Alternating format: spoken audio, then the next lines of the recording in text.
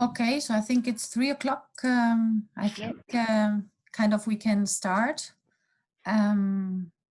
We have at the moment 3 people joining our webinar. So everybody, I would like to give them everybody welcome to this 4th Fenix Research Infrastructure Webinar.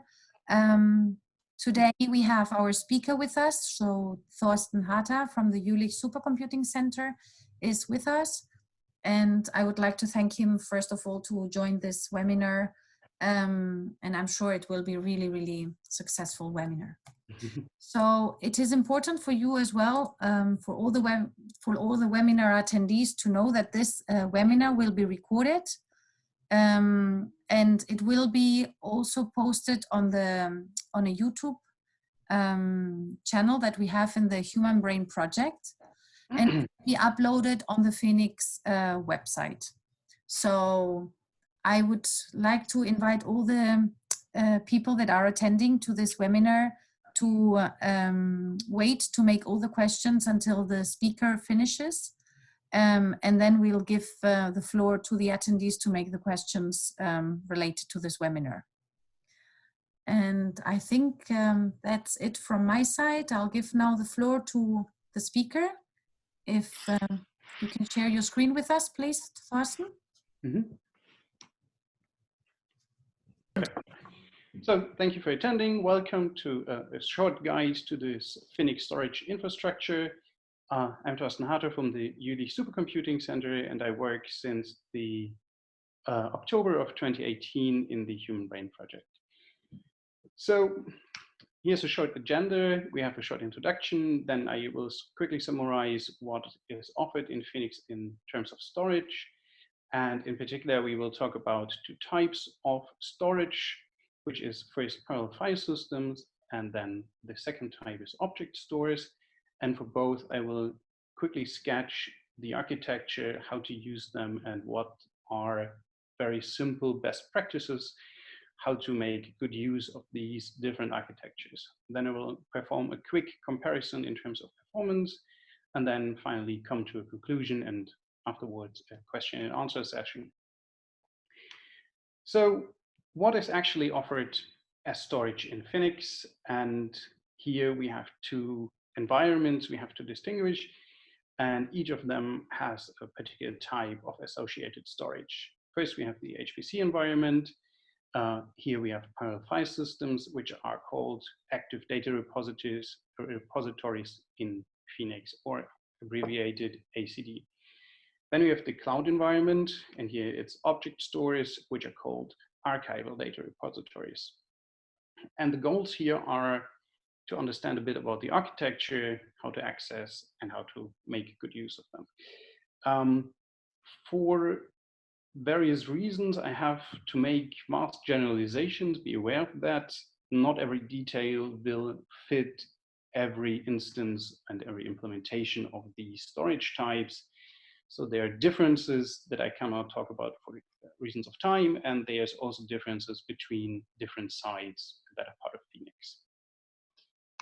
So the first type is the active data repository, which is usually accessible via the scalable compute services or the HPC environment in Fenix. And these are usually built as a parallel file system. These are known to most computational scientists because these are basically the workhorse of HPC storage. And the user interface here is summarized as the POSIX interface, which is very, very similar to local storage that is standardized on almost all Unix type machines. It handles parallel access and has strong consistency semantics, which is nice because then you don't run into issues when multiple processes, even under MPI, access the same data set. Over the years, these have been highly optimized for bandwidth, and the most prominent examples are the Spectrum scale from IBM, which was formerly known as GPFS, which is in production here in Jülich, and Lustre, which is an open source file system that's in production in many sites, as far as now, even also CSCS. And there's a smaller parallel file system, which is called BGFS, or formerly the Fraunhofer Fraunhofer Perl file system.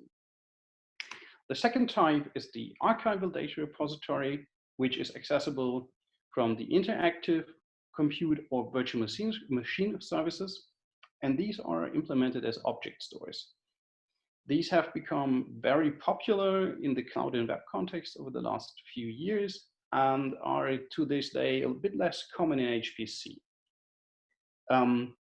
These are popular for some reasons. One of them is these are much simpler than parallel file systems.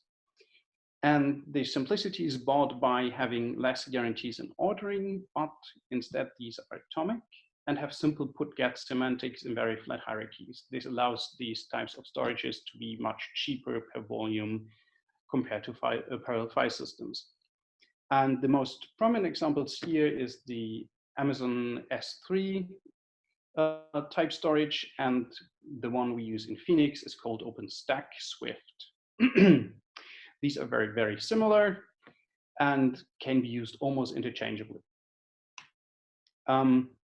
So how does this situation look like from a very high point of view? On the left, we have the HPC environment with the associated active data repository, and this is usually accessed by the user over some kind of secure shell interface. And the storage is driven by the simulation and analytics programs. These have direct access to the storage, and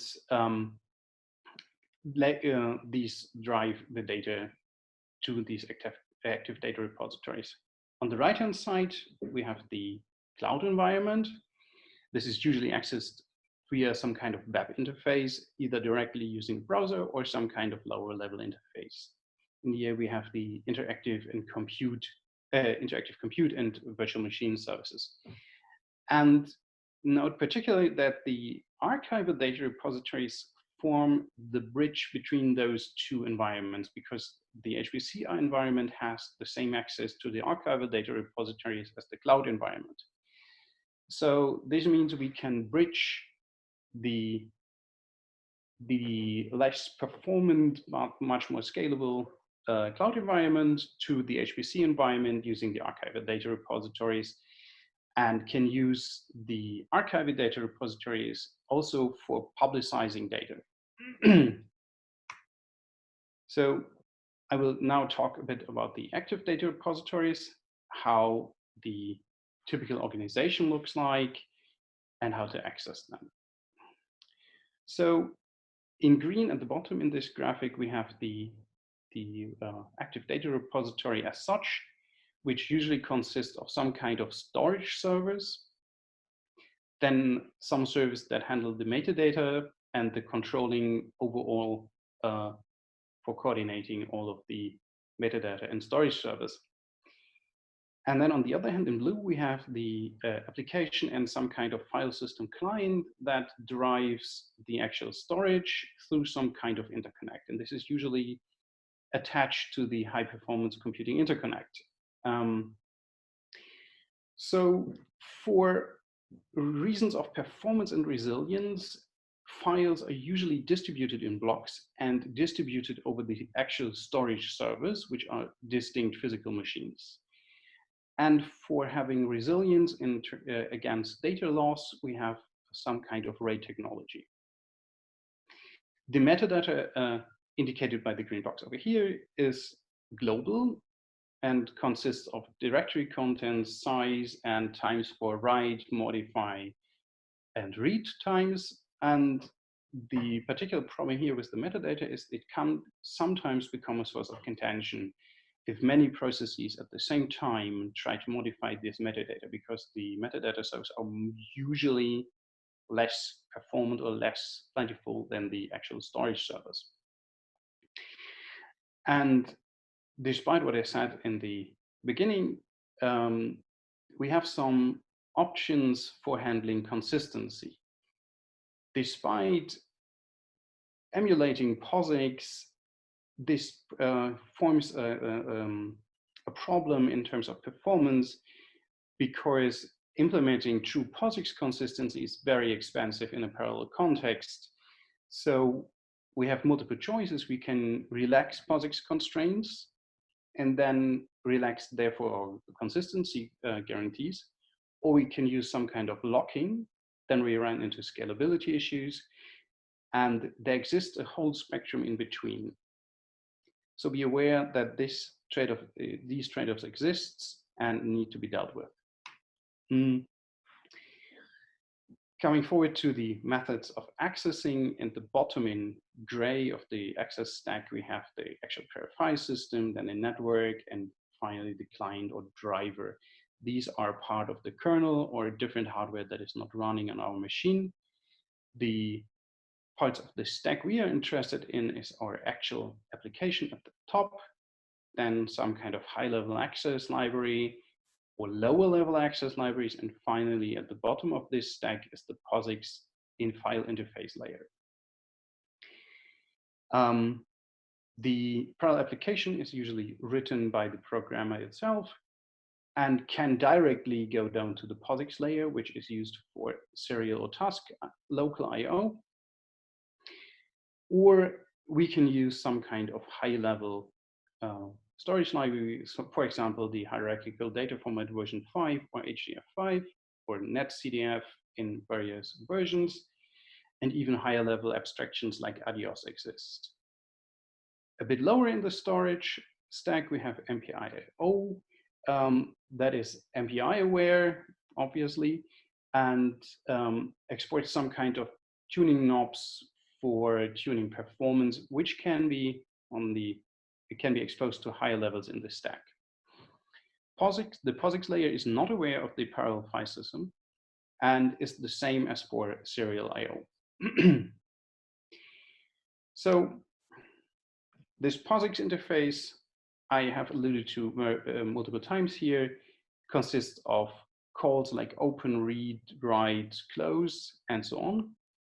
It's a byte level access protocol and exposes directories as groups of files or hierarchically, recursively other directories. It has strong guarantees on ordering and visibility. This means that a read after a successful write will return the newly written bytes, which is, as you can imagine, interesting in parallel context. And despite this problem that will arise for performance, these guarantees are made in multi-process environments. These are hard to implement performantly, and the whole active data repository is only reachable inside a single Phoenix site. Access control is handled over the usual Unix owner and group and permission bits. So coming to the guidelines for what to do and what not to do, I will list first some common pitfalls. One of the usual problem is to have many small files, which leads to metadata contention, and particularly if the file size is smaller than the file system block size, false sharing of blocks potentially. The concurrent use of the same file can also lead to false sharing and block contention within the file system. And on a more general level, we have random access, which defeats caching and prefetching. So this is something to be avoided. And obviously, reading things multiple times or reading things that do not need to be read can cost you bandwidth, which is precious in this context. So how to address this? One should use a few, but not one single file for a parallel job. One per node is usually a good rule of thumb. The file size should be at least one single block, if somehow possible. And writes and reads should be organized to be contiguous in large blocks and preferably aligned to parallel file system sized blocks.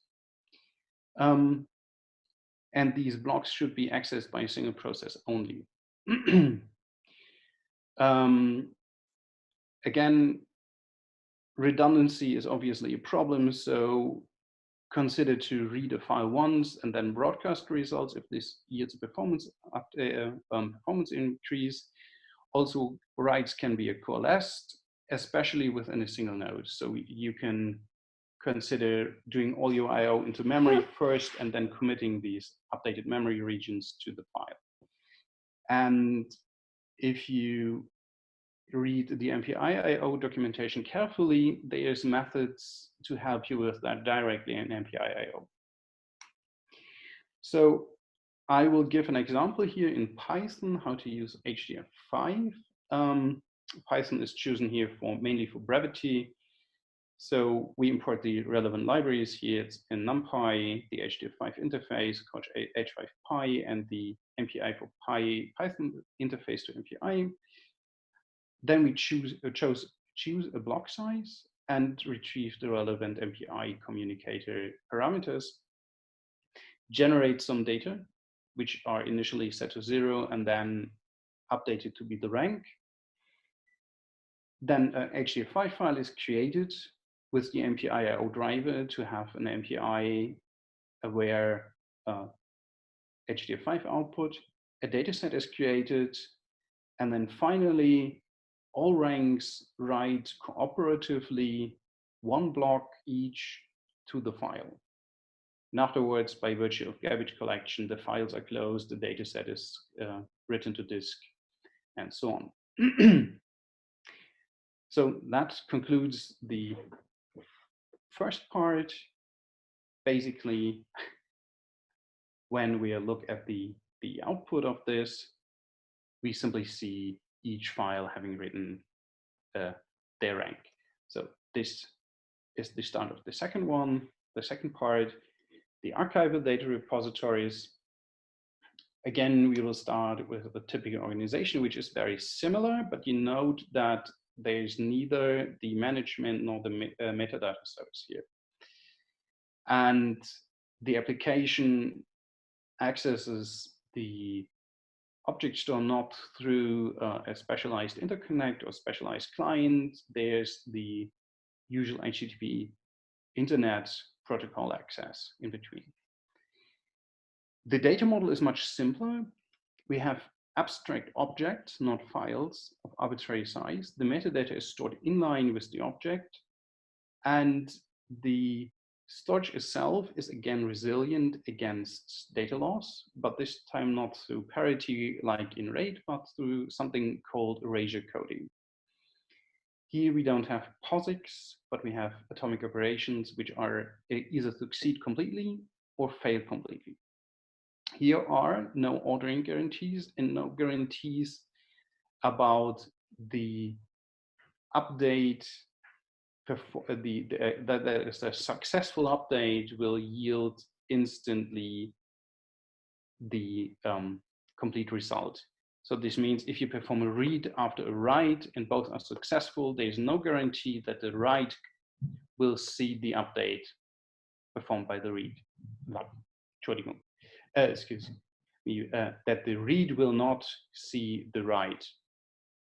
These are, due to various reasons, the foremost being the HTTP interface, usually slower than a parallel file system, and have high latency and low IOPS. And one of the reasons is the HTTP overhead, and the second one that the interconnect is not an HPC network. So from a user interface level, how does this look like? At the bottom of the stack, we have again the actual file storage, which is here the Swift instance. And then comes the internet, a bit higher in the stack. And the user interface is provided through the HTTP method. In this case, a protocol called REST. And this interface can be driven through various means. The web browser is one method of accessing this.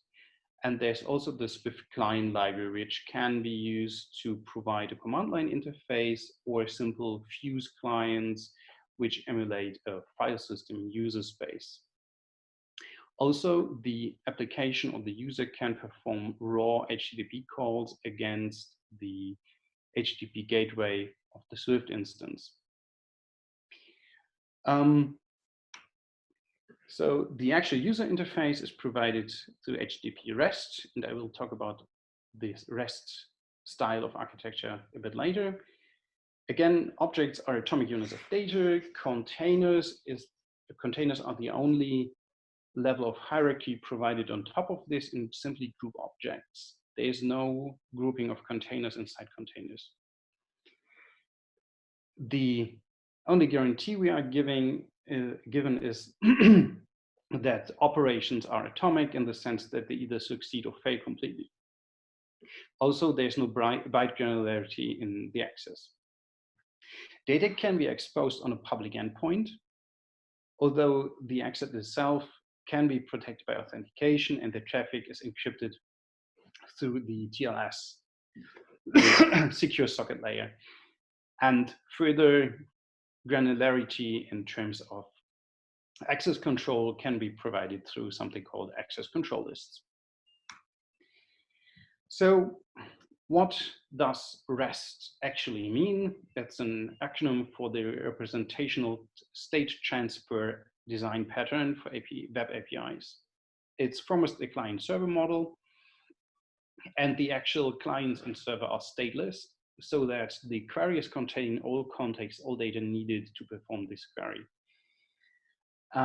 The actual operations are expressed through the HTTP verbs, which are listed on the right side, and resources are identified by the URL. And this design pattern describes atomic transitions between object states. So I've given you an example of a URL in this small box here, which already starts to talk about Swift. At the top level, we have the endpoint, which is simply the address of a Swift installation, for example, at CSCS. Then comes the project or account level, which identifies a user. And the next level of hierarchy is the container that groups objects. And finally, at the bottom, there's the object, the actual atomic data unit. Note that there's an additional slash between ob and object, basically, to indicate that there can be slashes in an object name. These hold no further meaning and are not semantically irrelevant. On the right, you can find a small overview about the available HTTP verbs. The most commonly used is get, which is used to read content. There's head to retrieve headers or partial information. Put and post are used to write to a known location, and delete is obviously used to remove an item. There's also some more, which are less commonly used and not relevant for Swift in this talk. So how would one interact with a Swift object at the level of raw HTTP REST calls? So the available verbs here are post, get, put, head, and delete, and an object can be any byte stream. Post will set metadata, which is either key value pairs or some meta object information that is useful not only for Swift, but for other kinds of REST APIs. So that's the MIME type, the actual file type, the encoding, and we can also expire objects at a given time or after some time that runs out. And also we can have object checksums. Get is used to retrieve the actual content and the metadata. There's some options to this. You can ask for the most recent version. So that invalidates to a certain degree what I said before. So you will with that, you will circumvent the problem that a successful read will not return the most recent writes. You can ask specifically for getting this guarantee, but this is very expensive and this is not the default, and you should think very carefully about using this.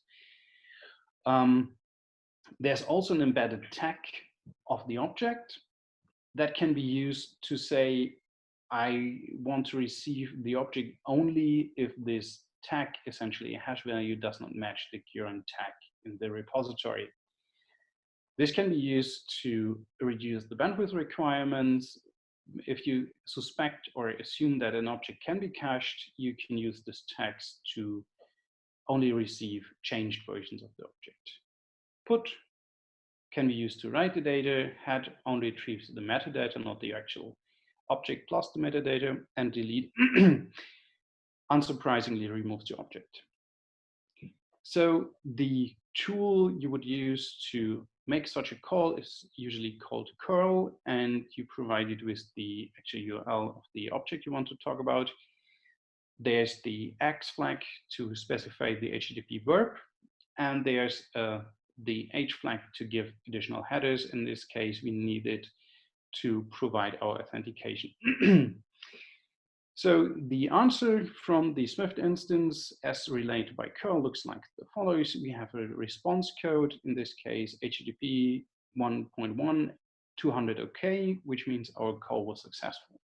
There's the date and some metadata about the object. For example, it claims that it can accept the byte ranges to provide slices into the object.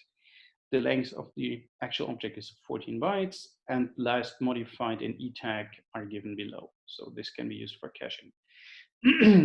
There's metadata information about the object, which partially overlaps with the HTTP return values, but it also returns the original file name, a timestamp, and the content type, in this case, a simple byte stream. Also, OpenStack will insert some values about the transaction ID and the request ID, which can be used to debug HTTP calls against Swift with your administrator if something goes wrong. And finally, at the bottom, we find the actual content, in this case, a simple text of goodbye world. Moving on to containers, this looks very similar. There's post for writing the metadata only. There's get to retrieve a list of the objects stored in this container, which can be given options to have paging or sorting and to make a container in some ways as a directory. Then there's put to create a container with a given name, head to retrieve only metadata, and delete to remove containers. And the metadata itself looks very similar to what objects can take. The interesting part here is you can write ACL's access control lists to the container itself, not to the object. You can enforce a quota or versioning. Also, you can synchronize, if enabled in the Swift store, between different endpoints. I've given an example of how this call looks like again in curl at the bottom. It's very similar. You will retrieve the HTTP information. You will retrieve some metadata information. Here, some more key value pairs have been set. And again, you have the transaction and request IDs. And finally, you have each object that is stored inside the container at the bottom, which is the actual content of the container. Again, we come to a list of common pitfalls. Incremental updates are, due to the performance characteristics of object stores, much more expensive. It's much better to bundle updates into larger commits. Also, because of the less strict consistency guarantees, one can run into problems if concurrent writers exist. Small objects, again, suffer from the performance impact of the HTTP overhead. So at least a few megabytes should be used. Also, data should be bundled into larger objects wherever possible. That can be done using through some kind of compression or archiving solution like tar, or for example, writing larger HDF5 files instead of single objects. Again, redundant operations are an obvious problem because each individual operation is much slower than on a file system.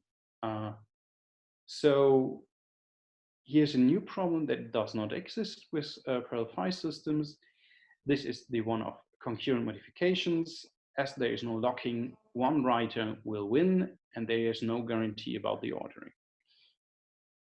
So some kind of other consistency schema needs to be enforced.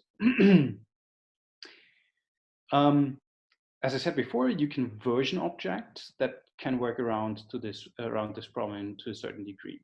Also, if there is a way to do that, you can leverage atomicity to work around this too.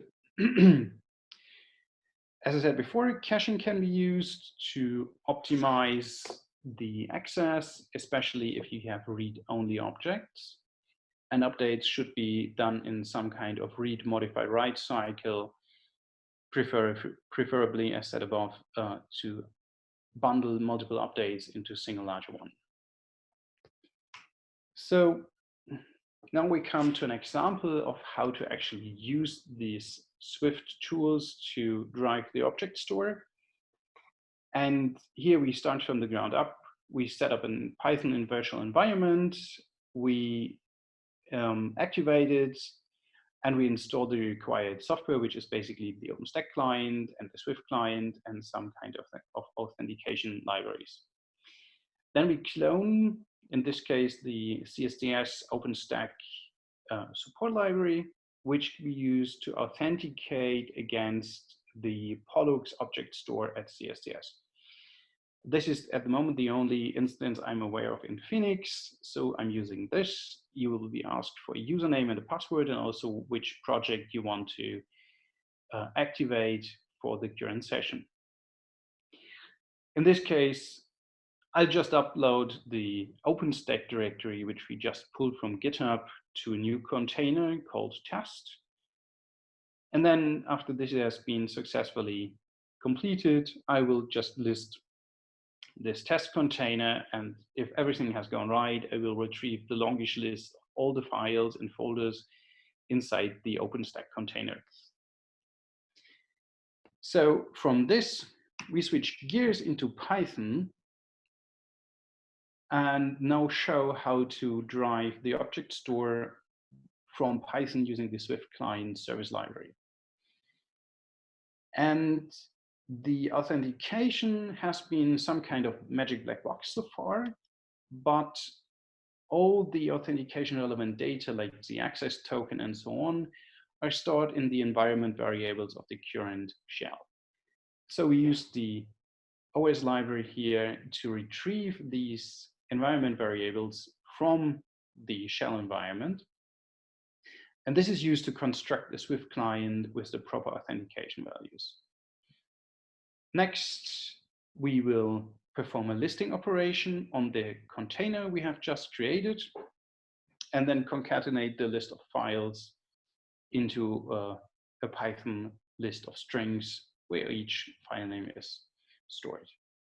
And then we move from here to just download a single file from the test container, which we used before to authenticate, into a byte stream. This is this out file option. If you pass a single dash, it will be returned as an inline byte stream object. Otherwise, you could put a file name here, and then the client would download it to this newly created file. So be aware, in this example, I did not perform any error checking. Each of these calls might error out, and in particular, in both list and download, each object in the return value might contain an error code.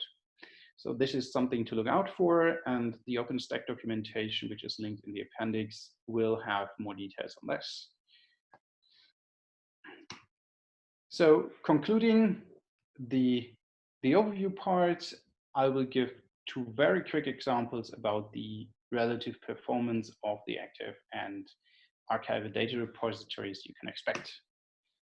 So my first example is a supercomputer located at JSC, which is called Joules. And the benchmark I used here is the IOR benchmark that you can find online. There's also a link at the back of the presentation. We're using MPIO, and special care was taken to defeat the page cache.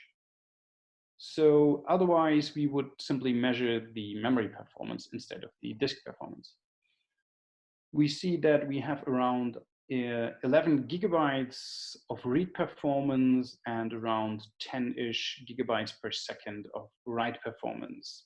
This is for 4 nodes running 24 tasks each. So this is the aggregated performance. And on Joules, there's a connection to the storage network per node. And the only advice I can give here is to use at least 16 kilobytes of blocks when accessing this file system in this particular scenario. So this is a very, very nice file system in the sense that it's not very dependent on the block size we are writing. The story changes a bit when we look at the archival repository. And in this case, we are using a single node at a different computer at the JSC. That it's the login node due to the firewall issues we have. So we can only access web sites from login nodes, if at all. And in this case, we're using a tool called CostBench. Again, it's linked in the back of the slides. And we're using a concurrent operation mix of 80% reads and 20% writes. The target for this benchmark is the Pollux object store. And one can see that the performance is much more dependent on the object size. In this case, we see performance slowly going up until 4 megabytes of size are reached. And then it plateaus at around 30 megabytes per second in the write case and around 100 megabytes a second for the read case. So if one wants to optimize performance for the archival data repositories, one should use at least 4 megabyte object size. This means that this particular type of storage is much more sensitive to the block size compared to the parallel file system we saw before. So coming to a conclusion, we have 2 breeds of storage that have different strengths, and these are called active data repositories and archival data repositories, and are accessible from the HPC and cloud environments respectively. Our active data repositories are used for high performance I/O on site, are fast and byte oriented, and have strong performance guarantees and strong guarantees about the coordinated access in a multiprocess environment. Archival data repositories are used for long-term federated data storage. These are slower, object-based instead of byte or file-based, rely on atomic put-get semantics, but have the advantage that data can be accessed through a plain HTTP link that is reachable from all over the web if the correct access patterns are set. So here's some links on where to learn a bit more about Swift and I/O. There's more information regarding each site. You can also talk to us over the HBP support or the Fenix user forum. Okay, so thank you, Thorsten. I'll take again and share my screen. I just want to thank again to organize all these seminar series to all our Fenix partners. And I try to summarize this in this slide, so you can see that these are the Fenix partners. So I would like to thank them again to organize these series of seminars.